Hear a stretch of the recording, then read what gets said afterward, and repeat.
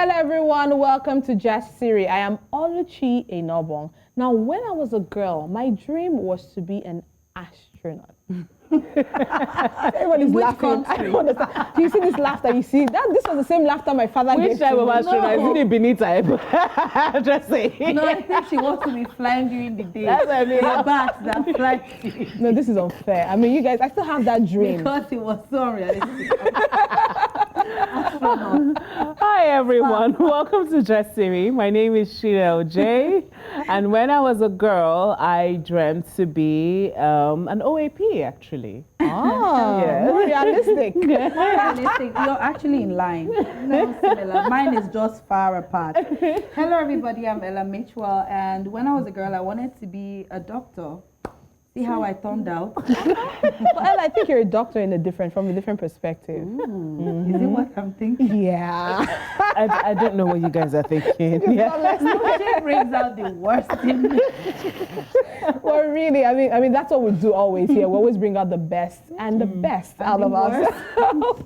But today on Just Siri, today's episode, we'll be talking about something that is pretty much controversial and surprising that in this 21st century, we're still talking about it. Now, the topic is all about the female genital mutilation. It's been a topic that we thought we wouldn't be talking about in today's day and age. We thought it was something that would have been eradicated totally from Africa. Unfortunately, it's still here with us. How long will it be with us, or how long are we going to keep talking about it is a question for another day.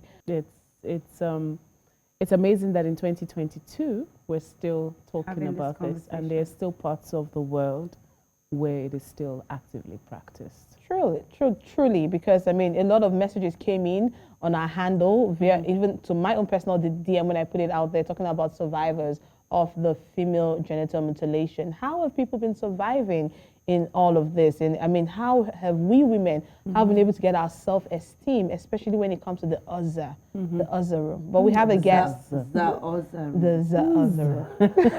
But we have a guest who will be talking about this and so much more when we come back from this break.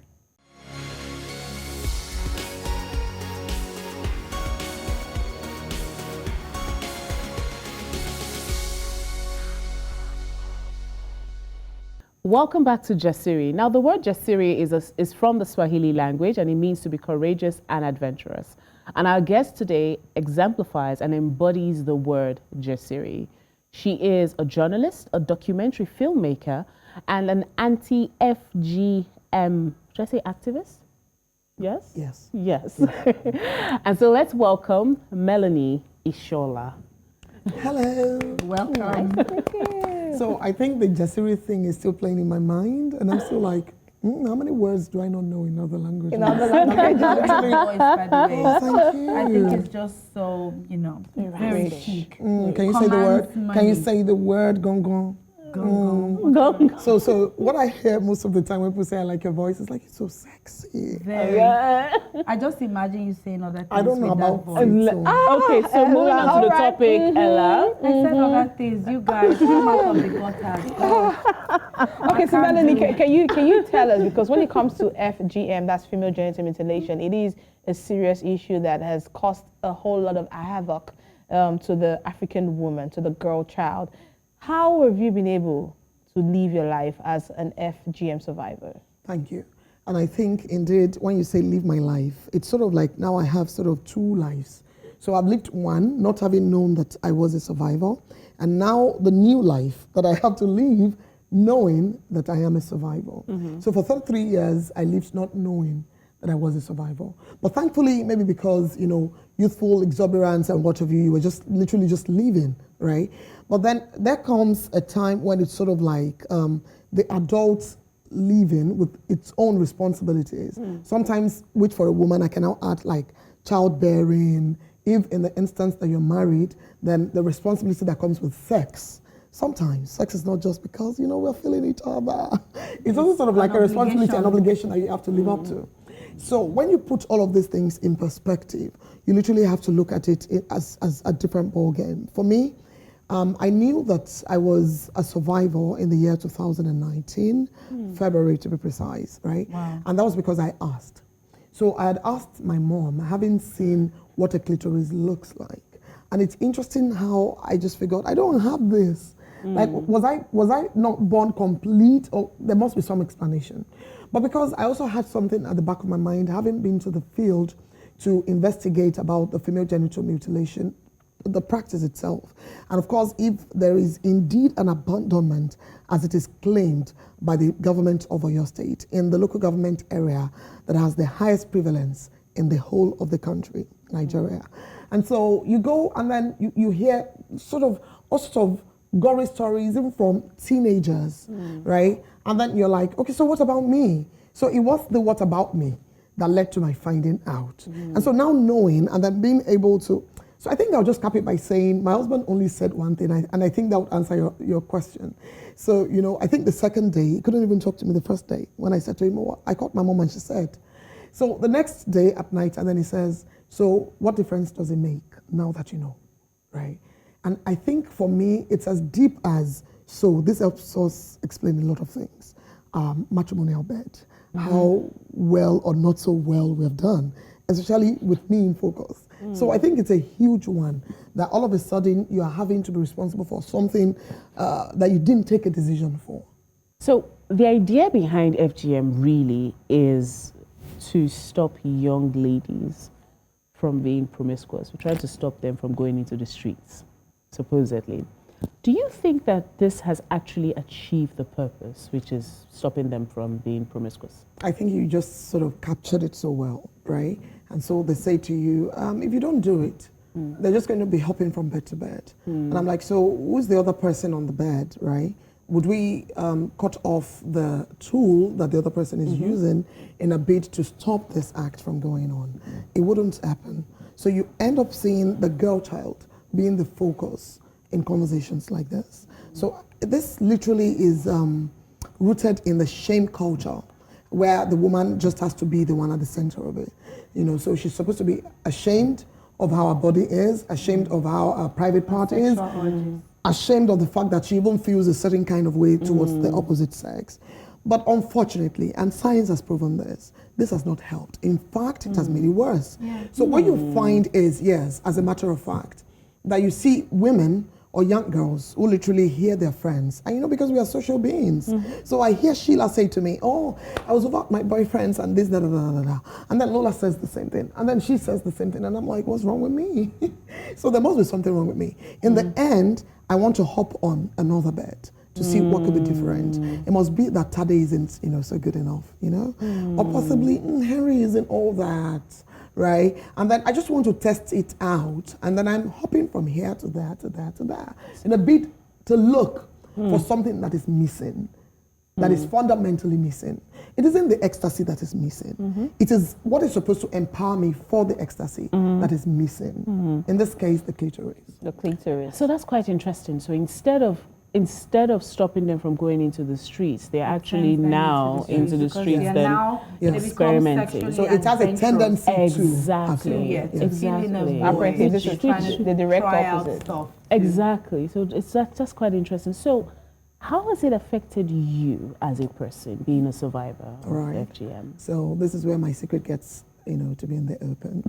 But it's okay.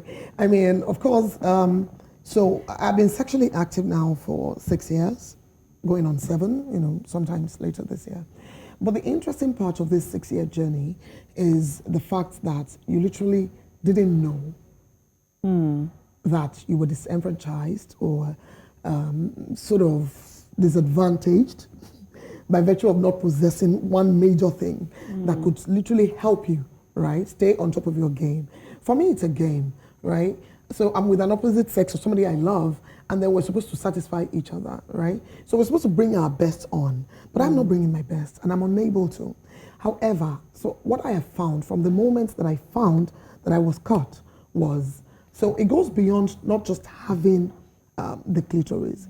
It's now a lot more of my psychology and my preparedness. Yes, it's quite traumatic.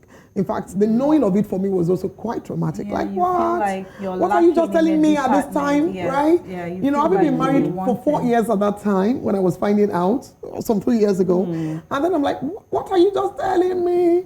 And you know, the question from my husband also further just made me, also, dude just wants to know, doesn't mean we have to reinvent the wheel and how we do this to ensure that we get to where we should get to. And he answered some questions, actually, of what had transpired on our marital bed. You know, times of, I'm just not in the mood, right? Like, yes, I do love you and I want to satisfy you and I just want to go the distance with you, but I can't.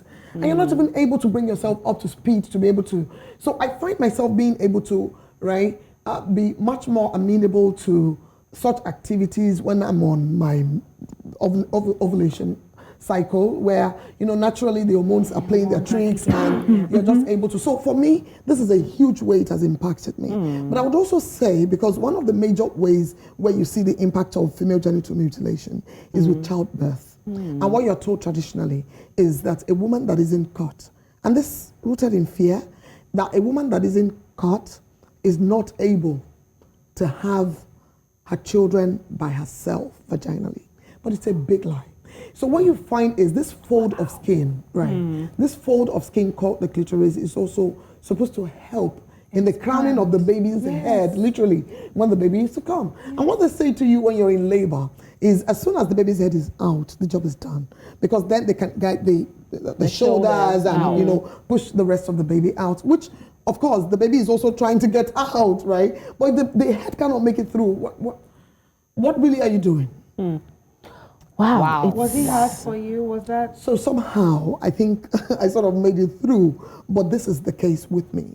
So I have never been caught by any doctor during childbirth, of which I've done 3 times. So the 3 babies have had to cut me the 3 times. Wow. You know, having been well schooled on what to do to bring the baby out, how to push and all of that, you know, before the time, I find myself being told, you know what, it's time to push, and then you do it, and the baby just cuts you. Why does the baby cut you? We might have to hold you at this point, because I mean, we might have to hold you at this point. It's so overwhelming. I mean, hearing you tell your story, hearing you give this part. I mean, when it comes to childbirth, it's an emotional one for me, because it works differently for different people. Now, while we know that the statistics for FGM are startling, we do understand that some places they're doing their best to eradicate this FGM, that's a female genital mutilation, but some other places the practice is still in existence. But when we come back, Melony will be telling us about how she's doing or what projects she's doing to initiate the total end to FGM. This is Just Siri.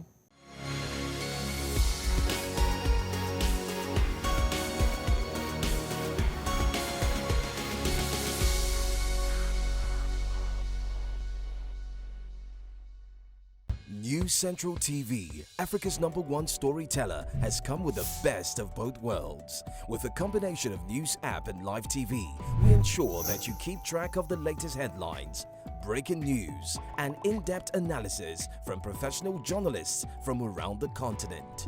Download the News Central TV app on Android and iOS and get started today. Don't forget to follow us on News Central's social media platforms. News Central, Africa first.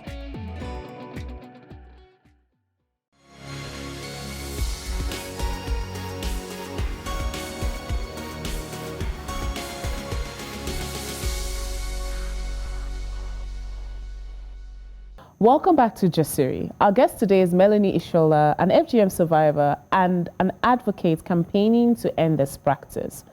And here are some stats on FGM.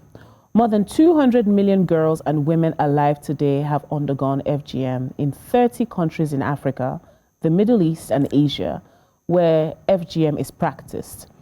FGM is mostly carried out on young girls between infancy and age 15. The practice has no health benefits for girls and women.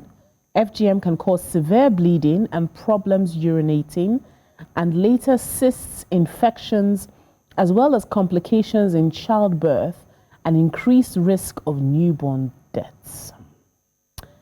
Wow.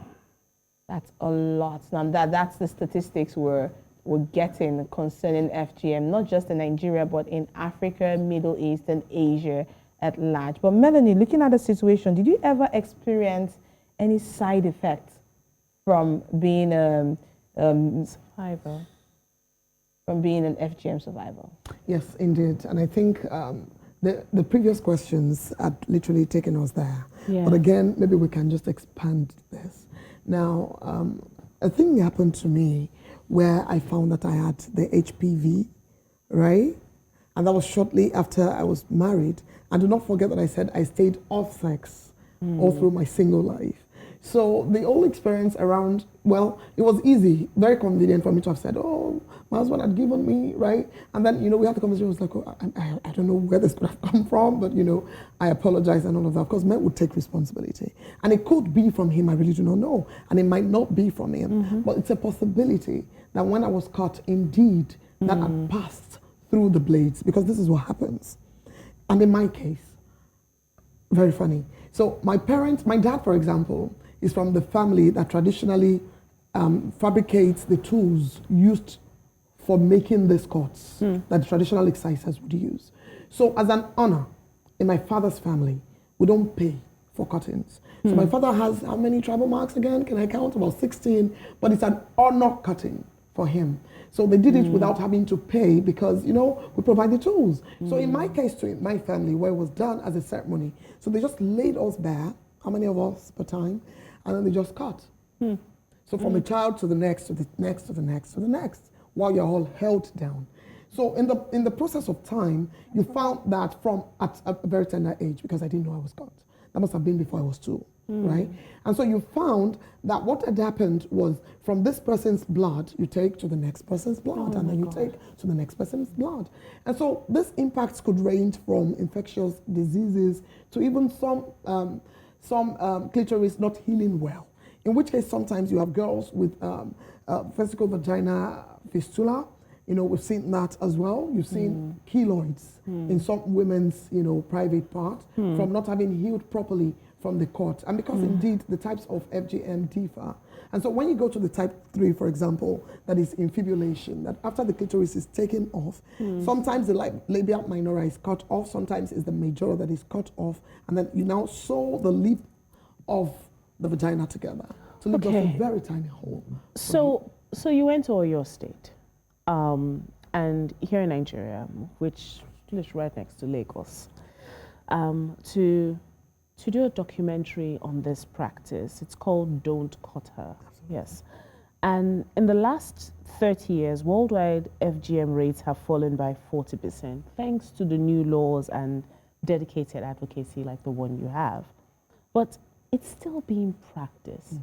Why do you think so many people or so many traditions and cultures are still holding on to this barbaric culture or tradition? Okay, thank you for this. But generally we would say patriarchy, and people would say, you guys just like to blame everything on patriarchy, but it's not so. So we need to now maybe understand what patriarchy is also based on. And from my little findings, and I'm not claiming to be an authority here, I sort of think that there is a huge body of fear that we play and toss here and there in our societies. And I've seen it where FGM is concerned is the entire idea that this girl child will bring shame to me. If we do not cut this clitoris and then stop her from hopping from bed to bed that I shared earlier, and then she's just going to be the point of, your child is mockery. Your child is a prostitute. Your child is promiscuous, and all of that. And then you find that these things fester for these reasons. But for more important reasons of the idea that when we do this, we are doing the woman a lot of good. It's twisted, but that's the belief. So I went to Kajola local government area of Oyo State, which just like Ori local government area of Oyo State, are about like the 2 local government areas in the whole nation with the highest prevalence of female genital mutilation. And when I say high, I mean really high. In those places, if you were born there, you have only a 0.2% chance of not being cut. Because the prevalence rate is 98%. So if you indeed were born there, you're going to be cut. Forget it. Now, I mean, Melony, that even up until now, and how did I know? If you see the documentary Don't Cut Her, I took it to a market, a popular market called Bonte in Okeo, and I asked the market women, the leaders, some leaders, some of them, are not part of the leadership. I think one woman amongst the women that I had asked was a part of the leadership of the market women. And then, in fact, she was reluctant to talk. She asked me pointedly when I asked her why it's being done. And then she says, why are they being told not to do it? right? In response to why are you doing it? And then eventually I found from the reluctance of getting, a response that in the end, the belief indeed is that for not doing it, you are doing the woman a disservice. Disservice. And that they believe so well. All right, so I mean, just before Sheila was about to bring the question, it looks like, from what you've just told us, it looks like women seem to be the one to carry on with this practice. And this is something that we women are advocating against. But somehow, that market woman clearly has come out to show or to give a stand in this situation. Why do we still have women wanting to carry on with this practice while some other women are strongly against it? I mean, I think if you ask me, honestly, it beats me all the time. But I've seen this not just with FGM, I've seen it with other practices too. And then you look at how women are like the major enforcers of patriarchy in our society. To be frank, the traditional exciser, Mr. Fasasi, that I spoke to in Kajola, said to me that, in fact, he apologized for having done this from generation to generation. He apologized on behalf of traditional excisers and then said to me that it's the mothers, right, that are now the ones bringing and, of course, even doing it. Do you know that it's even women now that are in the act of cutting themselves and not, as against the in time past where you find that the men are the traditional excisers who do this. So you are held down by your families. And I think this is also where, I mean, I really just can't comprehend. So the very basis for violence in the life of a girl child is introduced by family members. So when you are caught, for example, Lola, you are held by your mom, your grandmom, your aunt, your grandaunt, and then they hold you, women in the family. In the family. And so they hold you down for you to be disempowered. Ella, how do you feel, I mean, having that, walking that through your head? You guys have no idea. Like, I'm just, you can see I've been quiet, and this is so that's very unlike you, yes. Yeah, this is so I'm honestly just trying to live, through you, because I really don't know. My dad told me a story of how he was caught. Back in the day, apparently, they don't cut you from birth. My dad is pushing 70. He said they did it when they were teenagers. So I'm trying to imagine, he said that pain is a pain he cannot even explain. Now I'm trying to imagine, this is for a man, which is, the right thing to do. Now, having to cut it, I'm very sexually oriented. I'm very big on sexual awareness and, knowing your body and what makes you tick. And having to hear that some people cut some people's vagina, I'm sorry, it's a bit emotional for me, so I don't know how to react. I wouldn't know how to react if someone did that to my daughter. I'd commit murder. I'm honest, because I feel like being a woman doesn't mean you shouldn't feel everything sexual. A man is free to explore sexually. Why shouldn't I? And that's why we're having conversations like this, to ensure that this kind of practice is brought to an end, even in the 21st century. And I'm just hoping that there is some inspirational story somewhere. And I guess, has there been ever a situation where, you know of someone who stood against this for their child? How did that turn out? Oh, thank you. So there was a woman I was looking for, and I'm still looking for her. So it so happens that in the year 2019, 20, when I had begun to conduct research on filming the documentary and all of that. So we were initially supposed to release the film, but we just couldn't beat the deadline.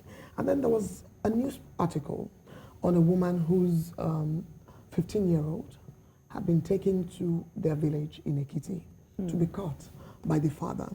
Because the father had said, when girls attain this age, from where I am from, they are caught. And the woman who lives in Lagos, of course with the entire family, and this girl in question, was against it, according to the story.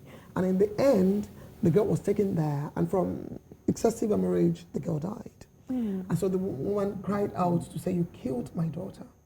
And you can't imagine to have raised a child up until the age of 15, and then you have to lose the child to this barbaric act. And so it became a huge issue. She was going to press charges and I went as far as going to the accommodation, the address provided in the article, and I couldn't get it. I got the the journalist who had published, right? And then I said to him, you just have to provide me with some detail, there's got to be somebody I can reach. But then everything just fell, flat. I just wasn't able to proceed with that. We're down to the very girl. last minute. I wish we had all the time, Absolutely. but we will be bringing you back definitely again to know the progress report on this particular story. It is time to end female genital mutilation in Africa at large. You're still watching Just Siri. Let's go on a quick breather. When we come back, we'll be going to Eye Candy.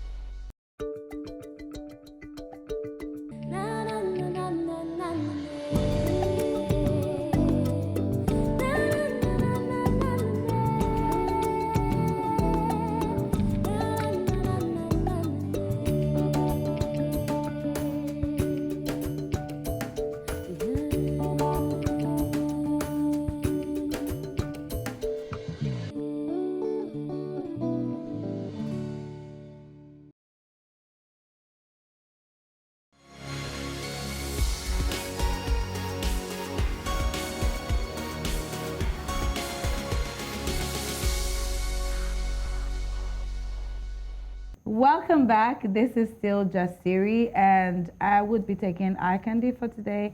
And our eye candy is a quote from Zawadi Nyongo, a digital media strategist from Kenya. And she said, when I witness the resilience of women all over the world rising above the most difficult situations, I'm reminded that I can never give up. I can never give up. It just goes to show that whatever you're going through, you're not the first person who has gone through it. There are other people who have gone through it. And as long as they came out well with their heads held high, then you don't have a reason to give up. Yeah, I mean, for me, there's two things. One, the resilience of women, because women, we go through a lot. Like, People do not agree, but we go through a lot. I mean, we've just been having conversations around FGM today. And to see women like Melony who've gone through that and then rising up from that and then being able to, talk about it. It also just reminds us that whatever it is that you're going through or whatever it is that you have gone through should not hold you down. All right, Melony, what? I mean, indeed, right? But for me, I'd say I think to be a woman is to sort of belong to an exclusive club that the rest of the world can really just only experience from the outside. Right. But indeed, except you are, you really truly cannot Beautiful. explain it. Yeah, I feel like it's just been a lot for me because I'm a very emotional person. So the fact that you can even talk about, I read an article somewhere that says if you can talk about your past trauma without shedding tears, it means you've healed from it. So that to me is courage, and I really applaud you for that. Thank you. Thank you so much, Melony Ishola, for coming on this episode today on Just Siri, talking about female genital mutilation and the total eradication in the 21st century. We wish you the very best in your initiative. Indeed. All right, that's it for today on the program. And we'd like to end the program by saying, be bold, be strong, and be a Just Siri woman. I love that. We can take it again if you You're want. right. Let's take it again. Okay. Be bold, Be strong, and be a Just Siri woman.